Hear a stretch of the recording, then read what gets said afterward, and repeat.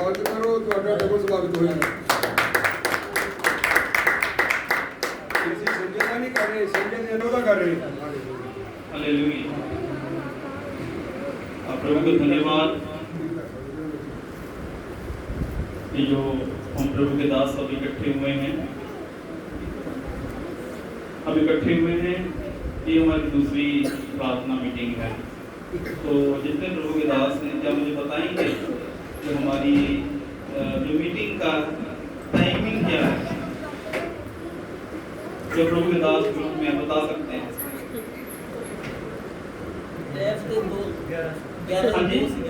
11 से 2 फिर तो मेरे साथ खत्म करने का टाइम हो गया।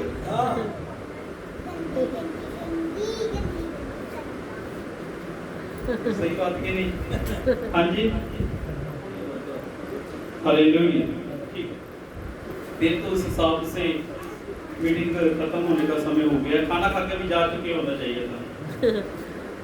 तो देखिए, आप सब प्रभु के अच्छे दास हैं। सब उपदेशक अध्याय 3 उसके 1 में लिखा है, हर एक बात का, हर एक अवसर और प्रत्येक काम का जो आकाश के नीचे होता है एक समय। इसलिए हम प्रभु के दास हैं। हम समय के अनुसार यदि चलते हैं तो मेरा विश्वास है कि और भी पास्टर आ जाएंगे। अगर ऐसा रहेगा तो सबसे पहले मैं हटूंगा, क्योंकि उन मीटिंगों में मैं नहीं जाता जहाँ पे टाइम की कदर नहीं होती। आप ध्यान में कुछ पास्टर हैं, मुझे जानते हैं, उनको मालूम पास्टर संजय उस मीटिंग में नहीं जाते जहाँ पे टाइम की कदर नहीं होती। मैं मीटिंग में 1-2 बार अटेंड करना ठीक है, इनका सिस्टम ऐसे मैं हट जाता हूँ। जब मैं जहाँ पे बाइबल कॉलेज में प्रचार के लिए जाना है, तो मुझे बुधवार के लिए बोल रहे थे, पास आप बुधवार को निकल मगर नहीं, हमारी मीटिंग है। मैंने शुक्रवार को टाइम दिया और एक भाई मुझे बोल रहे पास 3:30 बजे आपको कोर्ट कचहरी में पहुँचना, पहुँच जाओगे? मैं कहा जी बिल्कुल, आज मुझे पहुँचना है। तो इस हिसाब से तो मुश्किल हो जाएगा। तो थोड़ा सा आपके आगे बेनती मेरी ना, कृपया हम प्रभु के सब दास हैं, ठीक है? हो सकता कुछ नए होंगे या कुछ पुराने, सब दास हैं, तो कृपया समय का हम कदर करें ताकि प्रभु हमें समय से आशीष दे। हालेलुया। आप भी समय पे, मैं भी समय पे, और भी हम काम कर सकते हैं। पास्टर जसवीर जी की बेटी ने पीछे बहुत अच्छा मैसेज दिया था टाइमिंग के ऊपर, मैंने सुना था पास्टर जी को, मैं अपने परिवार में वाइफ ने भी सुना, बहुत अच्छा बोला समय की कदर करना। तो सचमुच प्रभु को धन्यवाद। पास्टर जी के चर्च में मैं कई बार गया हूँ मीटिंग के लिए भी, तो टाइम टेबल बहुत अच्छा लगता मुझे, और मैंने सीखा इनके जीवन से ये बातें। और हमारी एक पास्टर मंथली मीटिंग होती है हमारे चर्च में, और कम से कम 2-2.5 साल हो गया है। और प्रभु का धन्यवाद है, टाइम टू टाइम टेबल है, क्योंकि हमारे जो पास्टर मीटिंग में जो पास्टर आते हैं काफ़ी दूर से आते हैं। कोई नमन शहर से आ रहा, कोई जलंधर से आ रहा, कोई जगराओं से आ रहा, कोई हरियाणा से आ रहा, अलग अलग जगहों से। और उनको मालूम है पास्टर संजय का जो टाइम है बिल्कुल राइट है। हालेलुया। परमेश्वर आपको आशीष करे। थोड़ा सा मुझे लगा ये बात ठीक नहीं, इसलिए मैंने आपको एक सुझाव दिया है, ठीक है? बाकी आप अपने अनुसार जैसे आपको अच्छा लगता आप कर सकते हैं। तो हम एक वचन पढ़ेंगे, मत्ती रचित सुसमाचार अध्याय 16 उसका 5 और 6 वचन पढ़ें।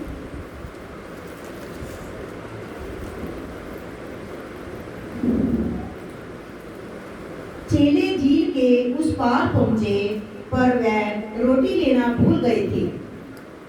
यीशु ने उनसे कहा, देखो, फरीसियों और सदूकियों के खमीर से सावधान रहना। यहाँ पे हम एक बात को देखते हैं, यीशु मसीह ने अपने चेलों को एक बात बोली, फरीसियों और सदूकियों के खमीर से तुम सावधान रहना। और यीशु मसीह जब ये बात बोली तो यीशु मसीह के चेलों को लगा कि हमने रोटी नहीं ली, इसलिए यीशु मसीह ने हमें बात बोली है, लगता हम रोटी लाना भूल गए।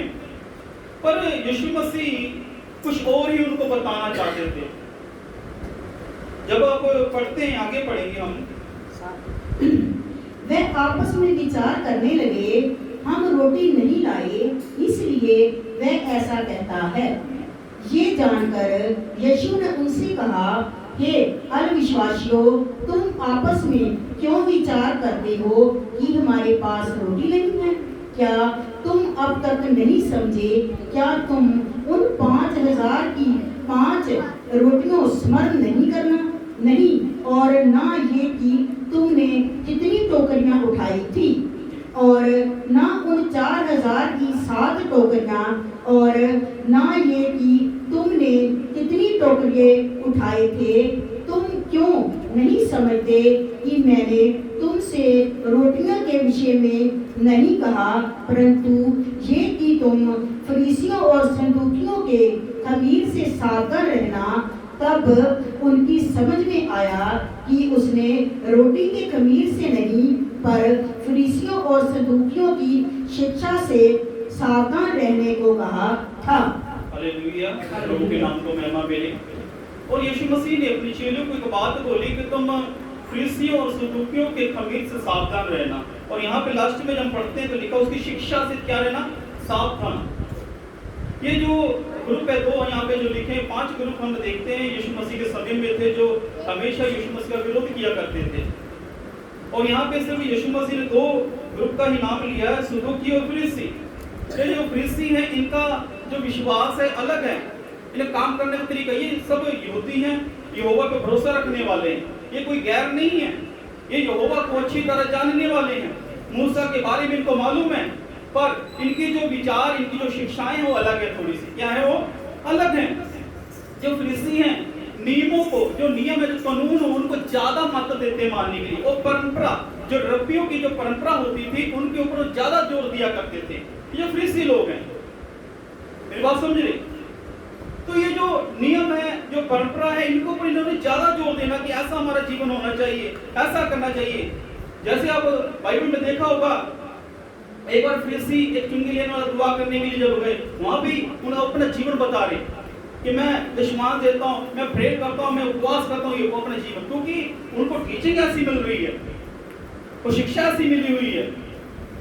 क्योंकि जो फरीसी थे नियमों और परंपरा की रब्बियों की परंपरा, ये मूसा की या परमेश्वर के वचन की परंपरा नहीं थी, ये क्या थी, रब्बियों की। जो फरीसियों में जो रब्बी होते थे, रब्बी वो होते थे जो वहाँ के लोगों को शिक्षा दिया करते थे। जब इजरायली लोग गुलाम हो गए थे, जब गुलामी से बाहर आए, तब क्या किया परमेश्वर ने, ऐसा एक उपाय उनके लिए किया कि ये लोग क्या करें, उन लोगों को परमेश्वर की शिक्षा दे सके जो परमेश्वर को भूल चुके हैं। मेरी बात समझ ले। तब ये जो हम देखते हैं ऐसे ग्रुप खड़े किए गए ताकि परमेश्वर के वचन को सही ढंग से सिखाया जाए। और बाद में क्या हुआ, इन्होंने अपनी मनमर्जी करके परमेश्वर के कलाम को बिगाड़ दिया। इसलिए यीशु मसीह कहते हैं फरीसियों और सदूकियों की शिक्षा से क्या रहो, सावधान रहो। और मैं बताना चाहता हूं, जो सदूकी हैं, ये जो है आप इनको पढ़कर ध्यान देंगे, इनका क्या है, ये कहते हैं कि अपूर्ण उत्थान है नहीं है। क्या है, पूर्ण उत्थान है नहीं। इंसान अगर मर के दोबारा जीवित नहीं होगा, ऐसा ही विश्वास नहीं करते। आत्मा के बारे में इनका विश्वास नहीं है। इसके लिए हम एक वचन हम पढ़ सकते हैं, मरकुस अध्याय 12 उसका 18 वचन।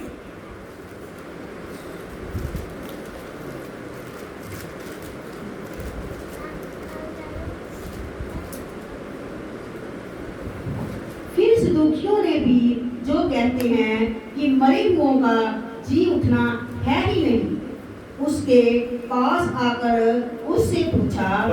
देखिए यहाँ पे हम इस वचन को देख रहे हैं कि सदूकी जो है ये नहीं मानते हैं कि क्या हो, पूर्ण उत्थान है, जी उठना है, वो इनकार करते हैं। पर है कौन ये लोग, यहोवा को मानने वाले, मूसा की व्यवस्था इनके पास है।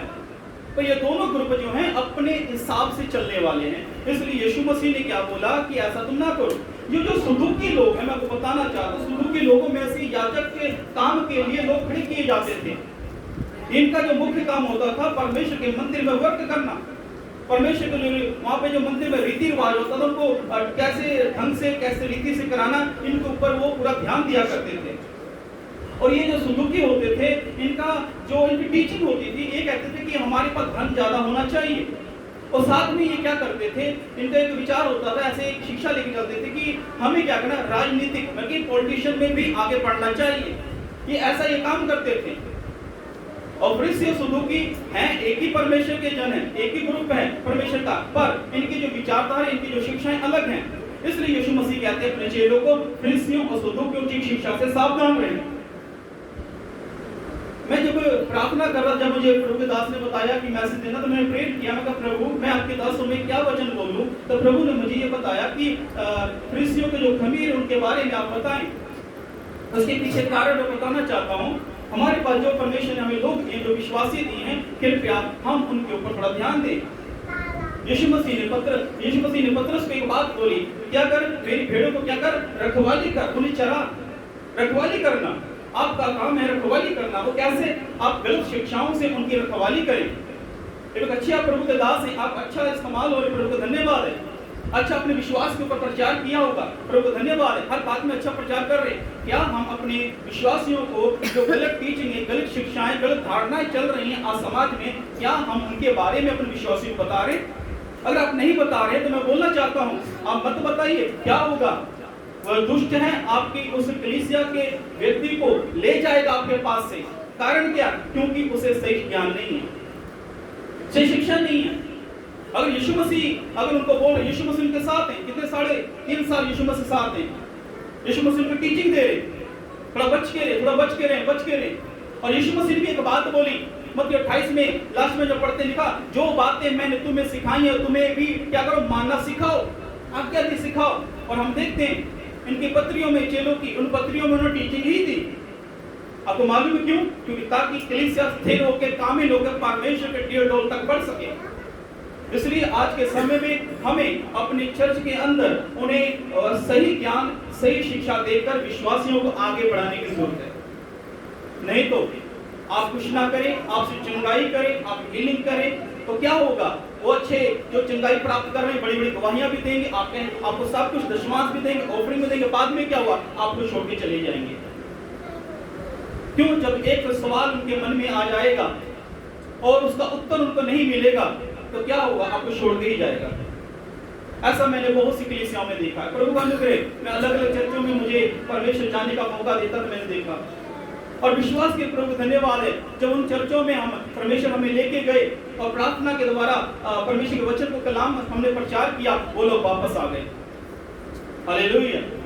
इसलिए मैं बोलना चाहता हूँ, आप अपने विश्वास को चाहे 5 हो, चाहे 100 हो, चाहे 200 हो, कोई दिक्कत नहीं, आप उन्हें टीचिंग देना शुरू करें। जो गलत शिक्षाएं चल रही संसार में, आप बताइए। हम कहते नहीं, विश्वास के सामने हमें ये बात नहीं करनी, हमें इस बात करने की जरूरत नहीं है। एक बार हमारे चर्च में एक परिवार है, उसे अभी 1.5 साल हुआ है, तो परमेश्वर ने उसे ब्लेस किया। काफी समस्या थी, तो एक ग्रुप ओनली जीसस वाला उनको मिल गया। वो कहते कि तुम्हारा पास्टर संडे को आराधना करता है, आराधना तो शनिवार की करनी चाहिए, ऐसा बोलकर उन्हें अपने पीछे लगा लिया। और वो विश्वासी ने हमें बात की, पास्टर जी वो कहते कि आप गलत है, हम ठीक है, इसमें बताइए गलत कौन है, ठीक कौन है? मैं कहा चिंता न करें, ये जो आपने सवाल किया उसका उत्तर मैं चर्च में जरूर दूंगा। प्रभु को धन्यवाद है, हमने लगातार इसके ऊपर टीचिंग देना शुरू किया चर्च के अंदर।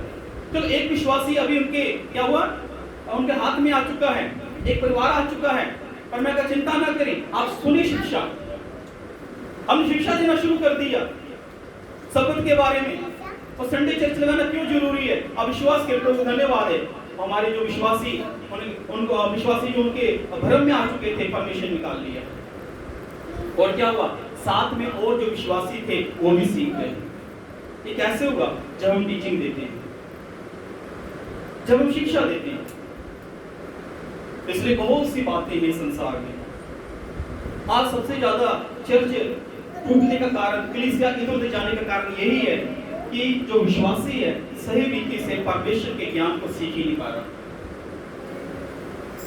मैं भी बहुत भटका इस संसार में, सीखने के लिए बहुत ज्यादा कोशिश की, सीखने के लिए मेरा मन था कोशिश सीखना। मैंने इस्तेमाल प्रभु धन्यवाद बोलता हूँ, आज से मैं हो रहा था। पर जो मुझे एक चीज की कमी लग रही थी वो थी शिक्षा, वो मेरे पास थी नहीं। कई बार प्रभु के दास के पास आके मैंने बहुत कुछ सीखा। प्रभु पास्टर जसवीर जी की मैं बोल रहा हूँ, इनके चर्च में आया, बहुत सी बातें मैंने सीखी, आराधना कुछ बातें इन्होंने मुझे बताई, पास्टर ऐसा होना चाहिए, मैंने लिया। हालेलुया। तो कहने का मतलब यह है, जो मेरा अनुभव है सेवकाई का, जो अब तक मैंने किया है, मैंने एक बात सीखी, यदि प्रभु का दास अपनी कलीसिया को नहीं सिखाएगा तो एक दिन, चाहे वो 10 साल का विश्वासी हो, चाहे 5 साल का, चाहे 2 साल का, आपको छोड़ के जाएगा। आज हो ऐसा ही रहा है। ऐसा ही होगा। पर मैं चाहता हूं आपकी कलीसिया बड़े, मजबूत हो, फलवंत हो और आप मिलकर उनके साथ सेवकाई करें। मेरी इच्छा ही है, क्योंकि खुदा कहता है तुम्हारा फल बना रहे, फल बना रहना चाहिए। हम अपने विश्वासी को दशवांश के बारे में अच्छा सिखाते हैं, विश्वास करना अच्छा सिखाते हैं, चिंता नहीं करना अच्छा सिखाते हैं। बाकी चीजें कौन सिखाएगा? अगर आप नहीं सिखा सकते कोई बात नहीं, प्रार्थना करें प्रभु ऐसे दासों को आपके चर्च में भेजे। हम 5 प्रकार के सेवकों को देखते हैं जो कलीसिया के लिए परमेश्वर ने दिया, नियुक्त किया हुआ, ताकि परमेश्वर की कलीसिया ढेर डोल में बढ़ती जाए। हालेलुया। आप विश्वास करिए प्रभु धन्यवाद है, जितने प्रभु दास हमारे पास आ रहे मंथली पास्टर मीटिंग में, उनकी कलीसिया बढ़ रही है। हम उनको कोई स्पेशल कोई मसा नहीं दे रहे, हमको उनको कोई रुमाल नहीं दे रहे, कोई ओल नहीं दे रहे, सिर्फ परमेश्वर के वचन का ज्ञान दे रहे। बाइबल लिखा मेरी प्रजा ज्ञान के ना होने से नाश हो रही है। और ये मैंने अपनी मर्जी से नहीं कहा, खुदा ने मुझे बोला था। खुदा ने कहा मेरे सेवकों को ये प्रार्थना को उन्होंने सिखा। मैं कहा प्रभु के लिए सिखाना बड़ा मुश्किल है, सेवकों को प्रभु का नहीं उन्हें सिखाना है। मैंने कोशिश की उस बात के लिए। पहले हम 3 पासे मिलकर प्रार्थना कर रहे, फिर 4, फिर 10, फिर 50 हो गया। प्रभु धन्यवाद है, बढ़ रहे धीरे धीरे। और मैंने एक बात बोली, आप अपनी सेवकाई करें, अपने विश्वासी को देखें, बाकी जो मंथली मीटिंग उसमें आप आइए, अब कुछ देखेंगे। और प्रभु का धन्यवाद है, कुछ पास्टर अलग अलग गलत शिक्षाओं में फंसे हुए थे, परमेश्वर ने उनको गलत शिक्षाओं से निकाला, परमेश्वर ने उन्हें आशीषित किया। इसलिए मैं ज्यादा नहीं बोलना चाहता, वचन बहुत है, आप प्रभु के दास हैं। पर आज हम अपना ध्यान उन भेड़ों जो हमारे पास जो भेड़े हैं उनके ऊपर अपना ध्यान केंद्रित करें। जो चर्च में अविश्वासी आ रहा है, क्या हमारा ध्यान उनके ऊपर है? उनकी कमियों को पर ध्यान, क्या वो प्रार्थना कर पा रहा है, क्या वो फास्टिंग कर रहा है, उसका जीवन कैसा है, उसके ऊपर आप फोकस करें। आपको मालूम है यीशु मसीह के चेले पतरस वो घर घर जा जाके परमेश्वर के कलाम को बताया करते थे, और प्रभु को वचन लिखा कि वो दिन प्रतिदिन बढ़ते गए। जब आप खुदा के कलाम को लेके जाएंगे उनको सिखाने के लिए उनके घर में, आप विश्वास करिएगा वो कलीसिया बढ़ेगी, वो परिवार मजबूत हो। क्या करेगा? 3 लोगों को लेके आएगा।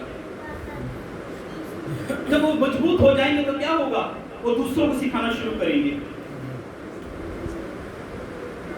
जब जिसे 2 साल विश्वासी हो गया, अभी वही मजबूत है, उसे प्रार्थना करनी नहीं पता, उसे गवाही देनी नहीं आ रही, उसे बाइबल पढ़ने नहीं आ रही, इसका मतलब कभी उसके अंदर नहीं है, कभी टीचर के अंदर है। अगर बच्चा फेल हो जाए ना, पता क्या बोलते हैं? स्कूल की खराबी, स्कूल सही से नहीं पढ़ाया। हम बोलते नहीं बोलते, हमारे बच्चे भी स्कूल में पढ़ते हैं, जब ट्यूशन लगाना पड़ता है, हम क्या बोलते हैं? टीचर ने सही नहीं पढ़ाया। मेरी बेटी थोड़ा मैथ में कमजोर थी, तो एक अच्छी टीचर थी मैथ की, हमने उसके पास लगाया 6 महीने के लिए। प्रभु को धन्यवाद, उसने बहुत अच्छा पढ़ाया। आज मेरी बेटी अच्छा मैथ में हो गई है, क्योंकि टीचर अच्छा है, बेस्ट है, टीचर सही है। और चिंता ना करें ऑफरिंग के दान की, आप शिक्षा कर देंगे तो वो अपना दिल खोल के आपके आगे रख देंगे। और प्रभु धन्यवाद, आज मुझे सेवकाई करने के लिए मुझे कहना नहीं पड़ता मेरी ये जरूरत है। ऑफरिंग के लिए मैं प्रचार नहीं करता हूँ। आपको मालूम है क्यों? क्योंकि मुझे मालूम है, उनको पता है क्या जरूरत है मेरी। हम बड़ी बड़ी मीटिंग है प्रभु धन्यवाद हम कर रहे हैं, पीछे हम लगातार यूथ मीटिंग हम करते आ रहे हैं, और हमारा जो था यूथ मीटिंग का कि 100 यूथ को इकट्ठा करना सिर्फ। अब विश्वास करिएगा हमने 100 का इंतजाम कर रहे हैं, और कितना हो रहा? 200 तक पहुंच रहे, लगातार चल रही। क्यों? यूथ आ रहे। और लास्ट जब हमारी यूथ मीटिंग हुई, वहाँ पे एक आराधक आए हुए थे, और जब मीटिंग खत्म हो गई उन्होंने बोला पास्टर जी मैं एक बात करना चाहता हूँ। मैं कहा बोलो ब्रदर जी क्या? कहता मैंने बहुत सी यूथ मीटिंग देखी हैं, दोपहर के बाद जो है जो भीड़ खत्म हो जाती है, कम हो जाती है। मैं कहा यहाँ पे? कहता नहीं पास्टर यहाँ पे बढ़ गई है। यहाँ पे क्या हो गई है? बढ़ गई है। मैं कहा प्रभु का अनुग्रह है। क्यों? क्योंकि हमारा फोकस क्या है? टीचिंग के ऊपर, शिक्षा के ऊपर। वरदान तो अपनी जगह इस्तेमाल हो जाएंगे। मुझे परमेश्वर ने भविष्यवक्ता ठहराया भविष्यवाणी करने के लिए, वो तो आज जिसको भविष्यवाणी चाहिए पवित्र आत्मा करा देगा। इसके लिए मुझे कुछ करने की जरूरत नहीं है, वो तो कराना, इसके लिए जोर लगाने की जरूरत नहीं। जोर किस पे लगाना चाहिए? परमेश्वर का मेरे लोगों को तो क्या कर, सिर्फ और कामिल करके मेरे चरणों में खड़ा कर, इसके ऊपर मेरा फोकस होना चाहिए। हालेलुया। विश्वास करिए, पास्टर लोग मुझे क्या कर ऑफरिंग में भेज 40,000 20,000 ऐसे ऑफरिंग में भेज रहे हैं। मैं एक ऐसा सेवक जिसके पास कई बार कभी 10 रुपए नहीं थे ऑटो पे जाने के लिए, कई बार हमने चावल जो खरीदा 10 रुपए का चावल भी के लेके आते थे, पर प्रभु में बने रहे, उसकी शिक्षा में बने रहे और मैंने देखा धीरे धीरे प्रभु ने बढ़ाना शुरू किया। एक बार प्रभुदास ने बोला था आप अकाउंट खुला लो, मैं कहा पास जी पैसे तो नहीं, क्या अकाउंट खुलाएं? मैंने भी खुला लो, प्रभु की इच्छा, मैंने खुला दी विश्वास से और प्रभु धन्यवाद उसी अकाउंट में लाखों के सबसे पैसे आ गए। हालेलुया। फिर बात समझे, मेरी ये विनती है आज के मैस के द्वारा, यदि हम अपने विश्वासियों की ओर ध्यान दें, चाहे 5 है, चाहे 100 है, 200, अच्छी तरह उनको टीच दें, अच्छी तरह शिक्षा दे दें, आने वाले समय में आप देखिएगा वही विश्वासी आपकी ईश्वर बढ़ा देंगे। हालेलुया। एक वचन को पढ़कर मैं समाप्त करूंगा। पहला पत्रस अध्याय 2 से 21 वचन।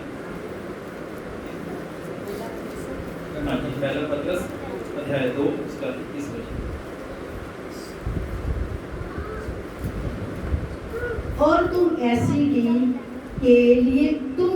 के लिए बुलाए भी गए हो, क्योंकि मसीह भी तुम्हारे लिए दुख उठाकर तुम्हें एक आदर्श दे गया है कि तुम भी उसके पद चिन्हों पर चलो। हालेलुया। हमारा एक आदर्श है, वो कौन है? मसीह यीशु। हमारा फोकस यीशु मसीह के ऊपर होना चाहिए। किसी का अनुभव हमें नहीं बचा सकता। हमें अगर बचा सकता, हमारी सेवकाई बढ़ सकती है वो यीशु मसीह। यदि यीशु मसीह को देखकर हम आगे बढ़ेंगे, अपनी सेवकाई करेंगे, मेरा विश्वास, मेरा अनुभव है, मैंने देखा हम बढ़ते ही हैं। क्यों? क्योंकि हम किसी इंसान की टीचिंग को लेकर नहीं चल रहे, किसी व्यक्ति की टीचिंग लेकर नहीं चल रहे, हम खुदाबंद प्रभु यीशु मसीह की टीचिंग को लेकर चल रहे हैं। क्योंकि यीशु मसीह ने अपने चेलों को जो टीचिंग दी, उस टीचिंग को लेकर जब चेलों ने संसार में निकले तो हम देखते हैं आज हम विश्वास में हैं। हालेलुया। तो आज वही प्रभु यीशु मसीह ने हमें एक बाइबल हमारे हाथों में दे दी है। ये बाइबल हमारे लिए काफी है। इस बाइबल के अनुभवों को, यीशु मसीह के जीवन को देखकर यदि हम चलेंगे तो मैं बताना चाहता हूं, फिर आप चाहे वरदान हो, चाहे अभिषेक हो, चाहे कुछ भी हो, आपको अपने आप मिलेगा, अपने आप मिलेगा।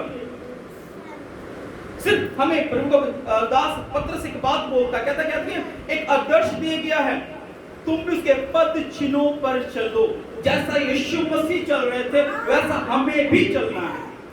बस इतनी सी बात है, फिर ज्यादा मेहनत करने की जरूरत नहीं है।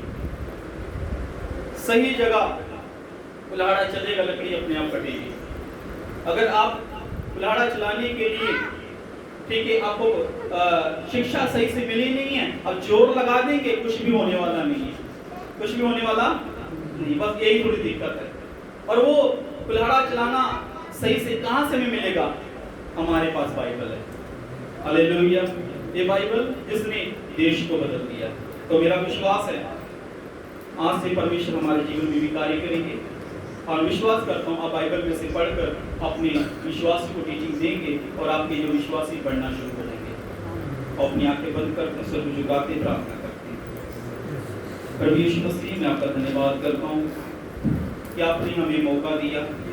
तो प्रे करते हुए से एक बार फिर से हमने पत्रस के वचन को याद किया जो उसने आत्मा में हमसे कहा, यीशु मसीह हमारा आदर्श होना चाहिए। ये पिता, आप हमारे आदर्श हैं। जैसे आपने दुख उठाकर सेवकाई की, हम भी भरोसे ऐसे करें, आप हम पर कृपा करें, हमारी अगुवाई करें। यीशु के नाम पर आमीन। कई पाठ की ताकत परमेश्वर और आशीष दे, और वचन प्रकाशन करने का ऐसी बात होती रही है।